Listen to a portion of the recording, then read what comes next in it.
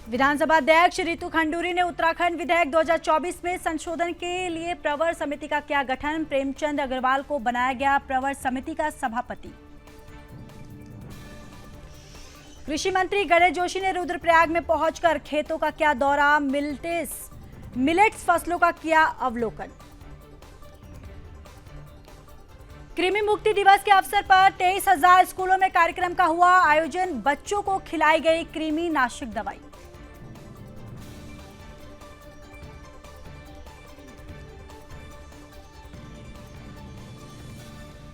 देहरादून में monsoon season की बारिश कम होने के बाद डेंगू मलेरिया का बढ़ा खतरा। स्वास्थ्य विभाग चला रहा है जागरूकता अभियान। उत्तराखंड के सोनप्रयाग में दर्दनाक हादसा। पहाड़ी से गिर रहे पत्थर की चपेट में आने से एक श्रद्धालु की मौत, 3 यात्री घायल। पंतनगर थाना पुलिस ने दुष्कर्म के आरोपी को किया गिरफ्तार। आरोपी को कोर्ट में पेश कर जेल भेजा।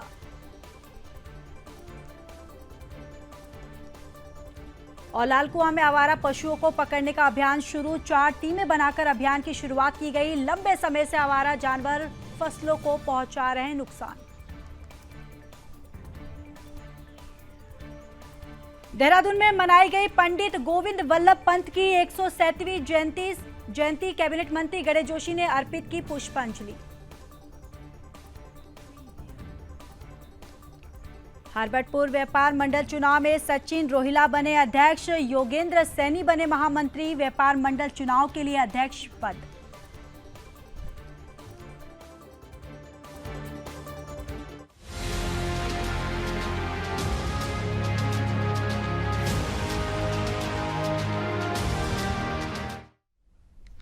नमस्कार, आप देख रहे हैं सुदर्शन न्यूज। मैं हूं आपके साथ ज्योति यादव। चलिए बुलेटिन की शुरुआत करते हैं उत्तराखंड की खबरों के साथ।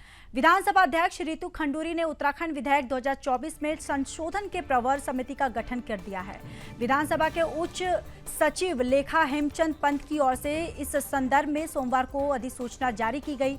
आपको ये भी बताते चले कि विधानसभा अध्यक्ष की ओर से गठित प्रवर समिति का सभापति शहरी विकास मंत्री प्रेमचंद अग्रवाल को बनाया गया है, जबकि समिति में बीजेपी विधायक खजान दास, मुन्ना सिंह चौहान, विनोद चमोली, कांग्रेस विधायक ममता राकेश, हारिस धामी और बसपा विधायक मोहम्मद शहजाद को शामिल किया गया है। इसको लेकर जानकारी देते हुए विधानसभा अध्यक्ष रितु खंडूरी ने बताया कि विधानसभा सत्र के दौरान ये निर्णय लिया गया था कि नगर निगम का विधेयक प्रवर समिति को भेजा जाए और सोमवार को प्रवर समिति गठित हो गई है, जो कि शहरी विकास मंत्री प्रेमचंद अग्रवाल की अध्यक्षता में काम करेगी। उन्होंने बताया कि 1 महीने के अंदर समिति रिपोर्ट जमा करेगी और मैं आशा करती हूं कि विचार करके समय पर रिपोर्ट सौंप दी जाएगी। तो यहाँ रितु खंडूरी ने प्रवर समिति का गठन किया, जहां उत्तराखंड विधेयक में संशोधन के लिए प्रवर समिति का गठन किया गया, जहां प्रवर समिति का सभापति प्रेमचंद अग्रवाल को बनाया गया है, जहां 1 महीने के अंदर प्रवर समिति रिपोर्ट जो है वो जमा करेगी ये समिति।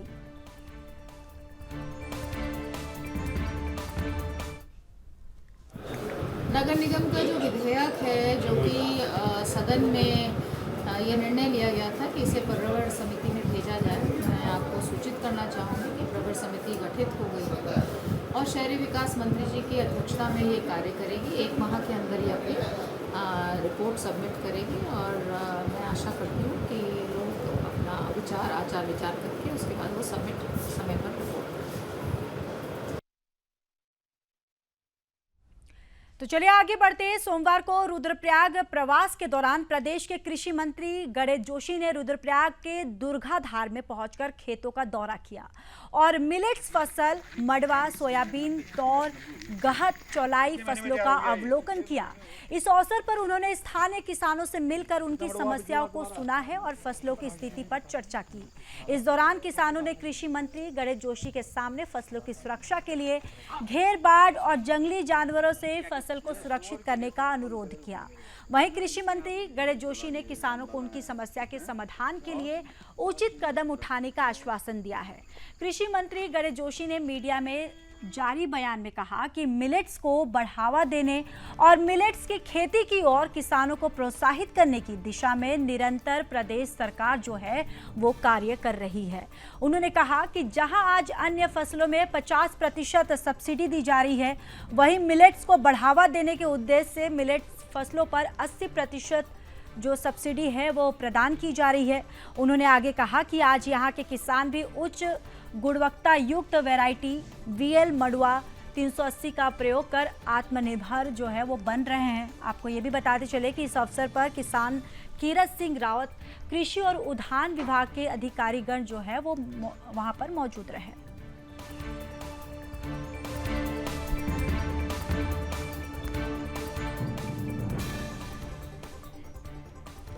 तो देखिए, खबर रुद्रप्रयाग से है, जहां कृषि मंत्री ने रुद्रप्रयाग पहुंचकर यहां खेतों का उन्होंने दौरा किया है, खेतों का निरीक्षण किया है और गणेश जोशी ने किसानों की समस्याओं को दरअसल यहां निरीक्षण के दौरान उन्होंने समस्याओं को सुना और गणेश जोशी ने समस्याओं के समाधान के लिए यहां किसानों को आश्वासन दिया है और उन्होंने कहा है कि अवसर पर किसान कीरत सिंह जो है वो भी इस दौरान मौजूद रहे और इस दौरान कृषि मंत्री जो है गणेश जोशी उन्होंने किसानों की समस्याएं सुनी और साथ ही साथ किसानों को हर जो उनकी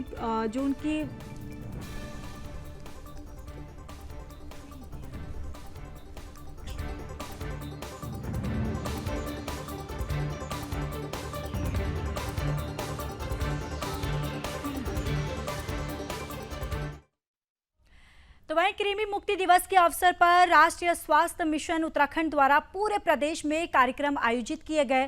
कार्यक्रम का आयोजन देहरादून के गांधी इंटरमीडिएट कॉलेज में किया गया, जिसमें स्वास्थ्य राष्ट्रीय मिशन उत्तराखंड की MD स्वाति भदौरिया ने शिरकत की। इस दौरान तमाम स्कूलों के छात्र छात्राओं ने कार्यक्रम में हिस्सा लिया। वहीं बच्चों को कृमिनाशक दवाइयां जो है उसका सेवन करवाया गया। कार्यक्रम के दौरान मिशन निदेशक स्वाति भदौरिया ने कहा कि पूरे प्रदेश में स्कूली बच्चों को कृमिनाशक दवाइयां का सेवन करवाया जा रहा है, जिसमें उत्तराखंड के लगभग 23,000 स्कूलों में कार्यक्रम आयोजित किए गए हैं। तो वहीं 30,000 आंगनबाड़ी केंद्रों पर भी बच्चों को दवाइयां का सेवन करवाया गया है। तो कृमि मुक्ति दिवस पर कार्यक्रम का आयोजन किया गया। इस कार्यक्रम में बच्चों को कृमिनाशक दवाइयां जो है वो खिलाई गई और कार्यक्रम में स्कूली बच्चों ने दरअसल बढ़ चढ़कर भाग लिया। 23,000 स्कूलों में कार्यक्रम का आयोजन किया गया। इस दौरान बच्चों को जो कृमिनाशक दवाई है वो दवाई दी गई। हमारे CMO साहब और गणमान्य पदाधिकारी जो आए हैं, आपका सभी का हार्दिक स्वागत। इस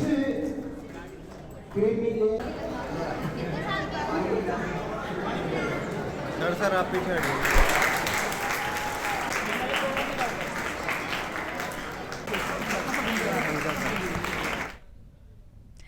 तो चलिए आगे बढ़ते हैं। नरेंद्र नगर के पालिका रामलीला मैदान में 3 से 10 अक्टूबर तक 48वें श्री सिद्धपीठ कुंजापीर पर्यटन विकास मेले का भव्य आयोजन किया जाएगा। मेले की तैयारियों को लेकर कैबिनेट मंत्री सुबोध उनियाल की अध्यक्षता और जिला अधिकारी मयूर दीक्षित की मौजूदगी में चर्चा की गई। आपको ये भी बताते चले कि मेले की परंपरा अनुसार पालिका अध्यक्ष के ही जो मेले के अध्यक्ष और उप जिलाधिकारी मेले के सचिव हुआ करते थे, लेकिन वर्तमान में स्थानीय निकायों के भंग होने पर इस बार जिलाधिकारी मयूर दीक्षित मेले के अध्यक्ष होंगे और उप जिलाधिकारी यथावत मेले के सचिव रहेंगे। मेले के सचिव उप जिलाधिकारी देवेंद्र सिंह नेगी ने पिछले बार का लेखा जोखा प्रस्तुत किया।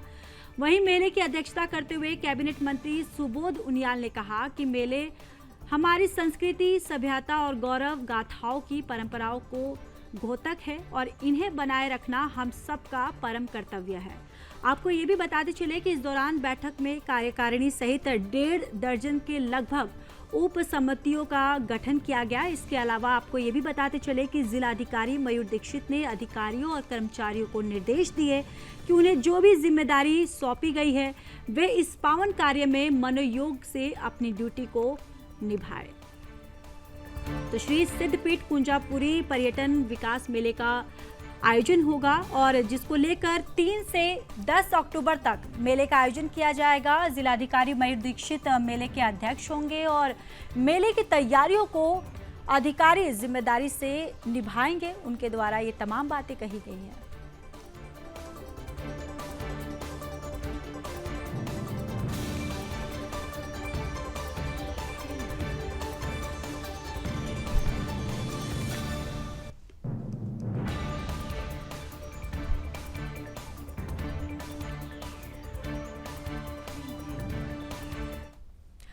देहरादून में मॉनसून सीजन की बारिश कम होने के बाद डेंगू मलेरिया जैसे रोगों का खतरा और ज्यादा बढ़ गया है। जिले में अब तक 7 मामले दर्ज किए जा चुके हैं।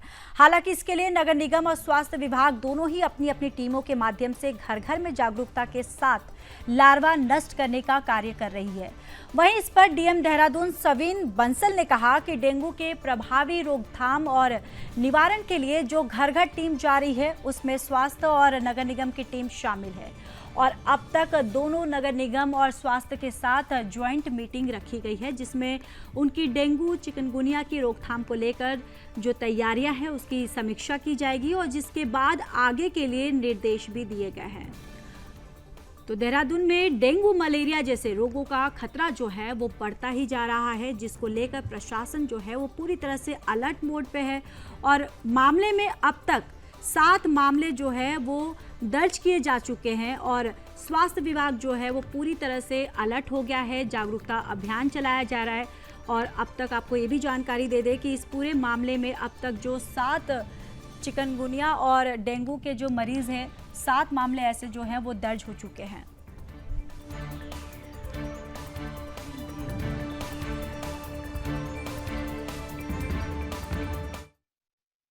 जो हमारे डेंगू मलेरिया का रिस्क है उसकी रोकथाम हेतु और उसमें जो हमारी टीम्स वर्क कर रही हैं, चाहे वो हाउस टू हाउस सर्वे हो या स्प्रेज हों, उसको लेकर एक विस्तृत मीटिंग इस वीक प्रपोज की गई है jointly with Nagar Nigam and health. जो उनके एक्टिविटीज़ हैं, प्रोग्रेस है, उसको रिव्यू करने के पश्चात निर्देश दिए जाएंगे। तो चलिए खबरों में आगे बढ़ते हैं। उत्तराखंड सोनप्रयाग में दर्दनाक हादसा हो गया, जहां सोनप्रयाग में भूस्खलन जोन में पहाड़ी से गिर रहे पत्थर की चपेट में आने से एक श्रद्धालु की मौत हो गई, जबकि 3 यात्री जो है वो घायल हो गए। घटना की सूचना मिलने के बाद एसडीआरएफ की टीम जो है वो घायलों का रेस्क्यू करते हुए अस्पताल में भर्ती करवाया। रुद्रप्रयाग के जिला आपदा प्रबंधन अधिकारी नंदन सिंह रजवार ने बताया कि सोनप्रयाग और गौरीकुंड के बीच मुनककटिया के समीप हुए इस हादसे की सूचना शाम करीब 7:30 बजे मिली थी। हादसे पर उत्तराखंड की सीएम पुष्कर सिंह धामी ने दुख जताया है। तो देखिए ये तस्वीरों के माध्यम से भी हम आपको दिखा रहे हैं कि किस तरीके से जो श्रद्धालु जो है वो फंसे हुए हैं। यहाँ लगातार एसडीआरएफ की टीम जो है वो मुस्तैदी से तैनात है और रेस्क्यू ऑपरेशन जो है वो जारी है। दरअसल भूस्खलन में एक श्रद्धालु की मौत हो गई है और जो 3 श्रद्धालु जो है वो घायल हो गए हैं और इसके बाद इस पूरे हादसे पर मुख्यमंत्री पुष्कर सिंह धामी ने भी दुख जताया है। सोनप्रयाग और गौरीकुंड के बीच ये हादसा हुआ है, जिसके बाद लगातार एसडीआरएफ की टीम जो है यहाँ मुस्तैदी के साथ रेस्क्यू ऑपरेशन में जारी है। लगातार ये तस्वीरों के माध्यम से भी हम आपको दिखा रहे हैं कि किस तरीके से एसडीआरएफ की टीम जो है, जो श्रद्धालु वहाँ पर फंसे हुए हैं, उनका रेस्क्यू ऑपरेशन करते हुए नजर आ रही है।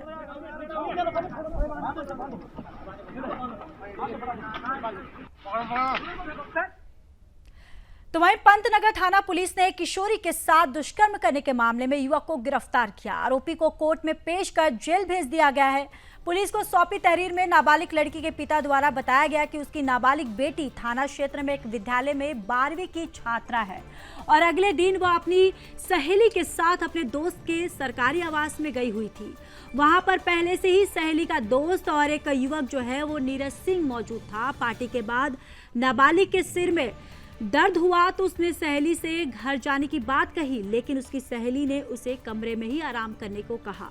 लगभग 1 घंटे के आराम कर रही थी वो और वो घर चली गई। कुछ दिन बाद आरोपी द्वारा किशोरी को मिलने के लिए बुलाया गया। जब किशोरी ने मिलने से इनकार कर दिया तो आरोपी ने नाबालिग से कहा कि वो पार्टी वाले दिन की अश्लील फोटो वायरल कर देगा।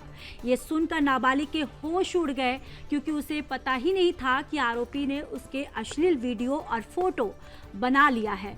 आरोपी के अश्लील फोटो की धमकी देने पर नाबालिग उससे मिलने पहुंची, जिसके बाद आरोपी ने अश्लील फोटो दिखाकर उससे शादी करने की बात कही। लेकिन जब नाबालिग ने शादी से इनकार कर दिया तो आरोपी उसे जबरन अपने दोस्त के घर ले गया और उसके साथ दुष्कर्म किया। इस दौरान उसने नाबालिग की अश्लील वीडियो भी बनाई।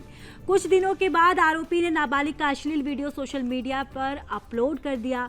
फिलहाल मामले में कार्रवाई करते हुए पुलिस ने मुकदमा दर्ज कर आरोपी को गिरफ्तार कर उसे जेल भेज दिया है। तो देखिए, ये पूरी घटना जो है ये पंतनगर की है, जहां थाना पुलिस ने दुष्कर्म के आरोपी को गिरफ्तार कर लिया है। दरअसल आरोपी को कोर्ट में पेश कर जेल भेजा गया है और ये जो आरोपी है, अश्लील वीडियो की धमकी देकर एक नाबालिग के साथ उसने दुष्कर्म किया। दुष्कर्म करने के बाद आरोपी ने वीडियो बनाया। वीडियो बनाने के बाद उस पीड़िता को धमकी देने लगा कि अगर वो उससे शादी नहीं करेगी तो ये जो उसकी अश्लील वीडियो है ये उसको सोशल मीडिया पर वायरल कर देगा। जिसके बाद पुलिस ने अब इस आरोपी को गिरफ्तार कर लिया है और आरोपी को कोर्ट में पेश कर जेल भेज दिया गया है।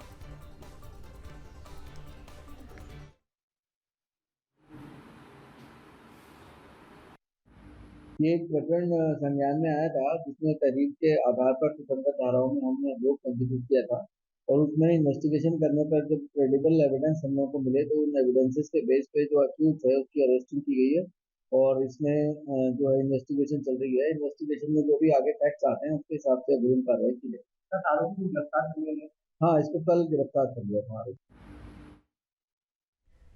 तो चलिए अब खबरों में बात कर लेते हैं लालकुआं की, जहां लालकुआं में लंबे समय से ग्रामीण क्षेत्रों में आवारा जानवरों द्वारा फसलों को नुकसान पहुंचाया जा रहा है। फसलों को नुकसान पहुंचाने के साथ साथ आवारा जानवर लोगों की मौत का कारण भी बन रहे हैं। अब आवारा जानवरों को पकड़ने के लिए जिला प्रशासन के निर्देश पर लालकुआं नगर पंचायत सहित विभिन्न विभागों की टीम ने साथ उनके आवारा जानवरों को पकड़कर गौशाला को भेजा गया।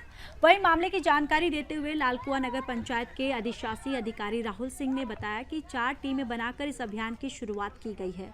पहले दिन 7 सांडों को पकड़कर हल्दुचौड़ गौशाला भेज दिया गया है। उन्होंने बताया कि अब तक उनके द्वारा लगभग 2 दर्जन से अधिक आवारा पशुओं को पकड़कर हल्द्वानी सहित लालकुआं की गौशाला में भेजा गया। इसके अलावा उन्होंने कहा कि सड़कों पर आवारा पशु छोड़ने वाले मालिकों की पहचान की जा रही है और उनके खिलाफ सुसंगत धाराओं में मुकदमा भी दर्ज कर लिया गया है, जहां साथ ही जुर्माना भी वसूला जाएगा। उन्होंने अभियान की शुरुआत में ही लोगों से अपील की है कि वो अपने पालतू पशुओं को सड़कों पर ना छोड़े, ना ही तो इसके परिणाम जो है उनको भुगतने पड़ेंगे। उन्होंने कहा कि आवारा पशुओं को पकड़ने के लिए प्रशासन का अभियान निरंतर जारी है और आगे भी जारी रहेगा। जानकारी के लिए आपको ये भी बताते चले कि सोमवार को लालकुआं क्षेत्र के 2 किलोमीटर और घोड़ा नाला क्षेत्र से 7 सांडों को पकड़कर गौशाला भेजने का काम किया गया। इस अभियान में नगर निगम हल्द्वानी और पशु चिकित्सा विभाग, नगर पंचायत लालकुआं, तहसील प्रशासन की टीम जो है वो मौजूद रही। तो लालकुआं में आवारा पशुओं को पकड़ने के लिए यहाँ निरंतर जो है लगातार अभियान शुरू किया गया है और इस अभियान में 4 टीमें बनाकर इसकी शुरुआत की गई है। और लंबे समय से दरअसल आवारा जानवर जो हैं वो फसलों को नुकसान पहुंचा रहे हैं और जो आवारा ये जानवर हैं लोगों की मौत का कारण भी बन रहे हैं, जिसके बाद इस अभियान की शुरुआत की गई और इस अभियान में 4 टीमें बनाकर इसकी शुरुआत की गई है। जैसे आपकी जानकारी में है कि नगर से लगे हुए ग्रामीण क्षेत्रों में जानवरों द्वारा काफ़ी फसलों को नुकसान किया जा रहा है और पीछे कुछ दिनों में लगातार दुर्घटनाएं भी हुई हैं, जिसकी वजह से जिला प्रशासन और एसडीएम साहब द्वारा निर्देशित किया गया था कि ग्रामीण क्षेत्रों में इसका अभियान चलाया जाए। नगर क्षेत्र और इसके आसपास के क्षेत्रों में हमारे द्वारा पूर्व से ही लगातार इसमें पिछले 3 दिनों पहले तक हम लोग पकड़ रहे थे और गौशाला भेज रहे थे, लेकिन अभी इधर ग्रामीण क्षेत्र के लिए निर्देशित किया गया है सर द्वारा, क्योंकि वहाँ पे कोई एजेंसी नहीं है।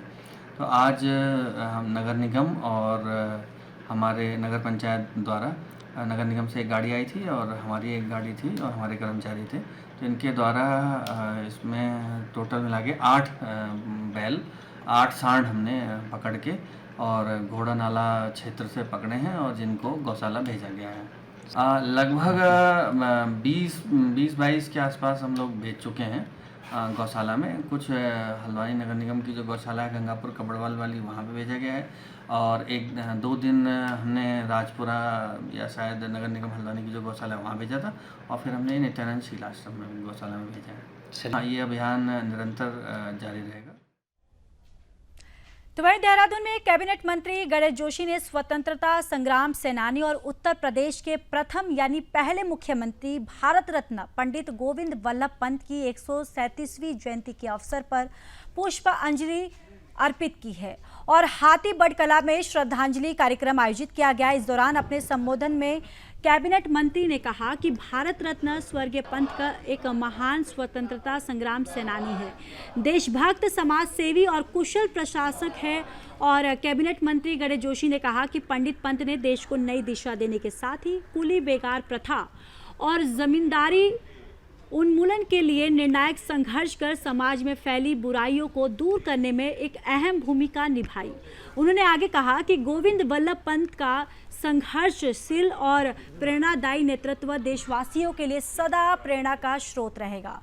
कैबिनेट मंत्री गणेश जोशी ने कहा कि अपने निरंतर योगदान में उत्तराखंड राज्य पंडित गोविंद वल्लभ पंत के सपनों के अनुरूप प्रगति करता रहेगा।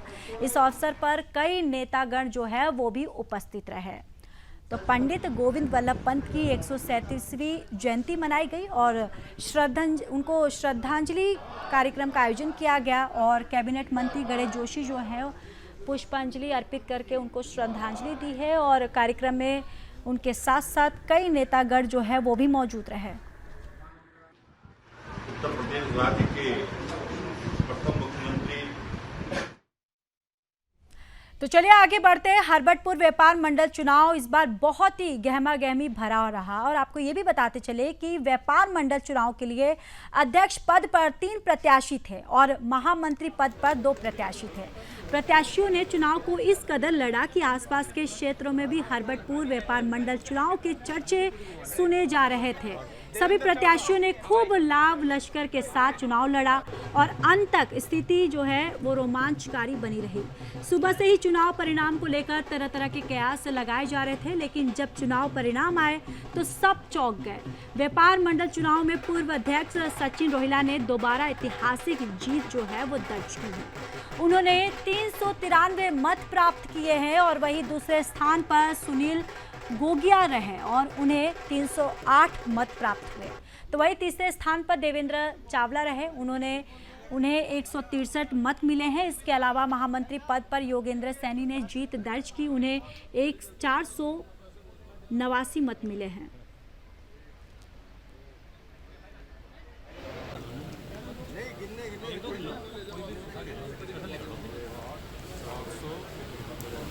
तो विकासनगर के इस चर्चाओं में हरबटपुर का जो व्यापार मंडल चुनाव है ये काफ़ी चर्चाओं में रहा। यहाँ व्यापार मंडल चुनाव के लिए अध्यक्ष पद जो है वो 3 प्रत्याशी रहे और सचिन रोहिला जो है वो अध्यक्ष, योगेंद्र सैनी बने महामंत्री। और आपको ये भी बताते चले कि इसके बाद जो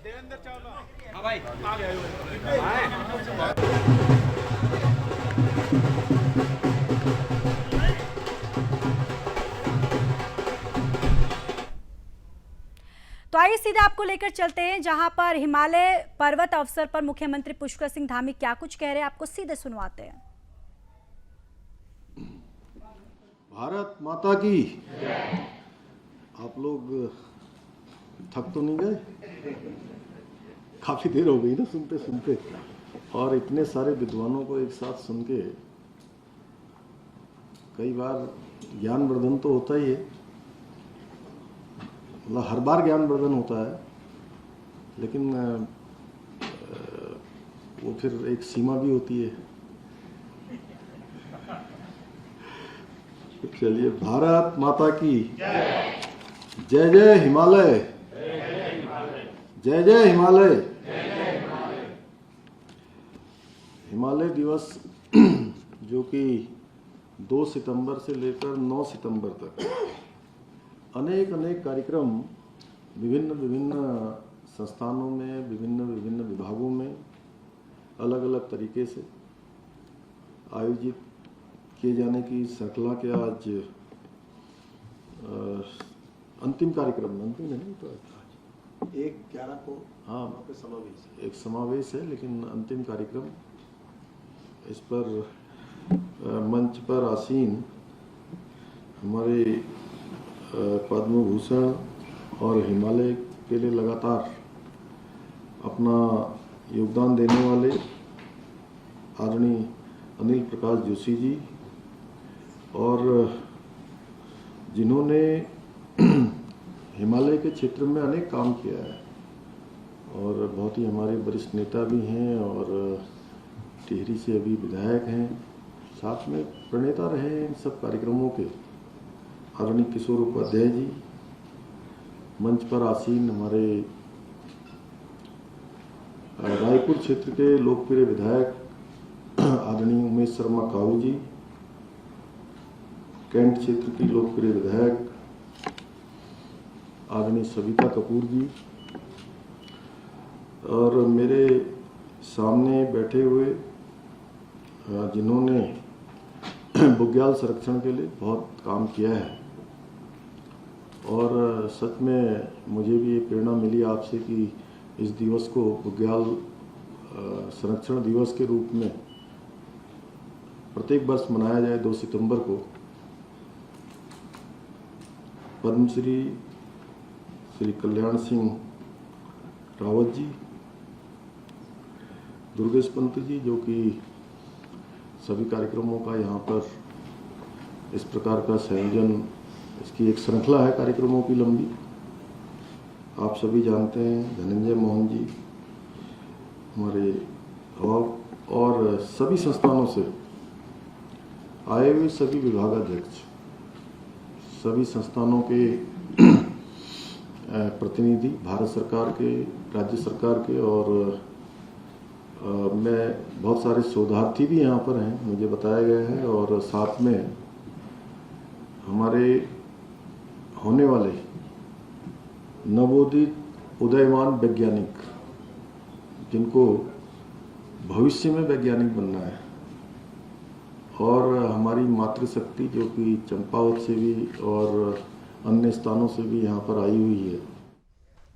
उत्तराखंड के बुलेटिन में फिलहाल के लिए बस इतना ही। बाकी देश और दुनिया की तमाम बड़ी खबरों के लिए देखते रहिए सुदर्शन न्यूज। जय हिंद।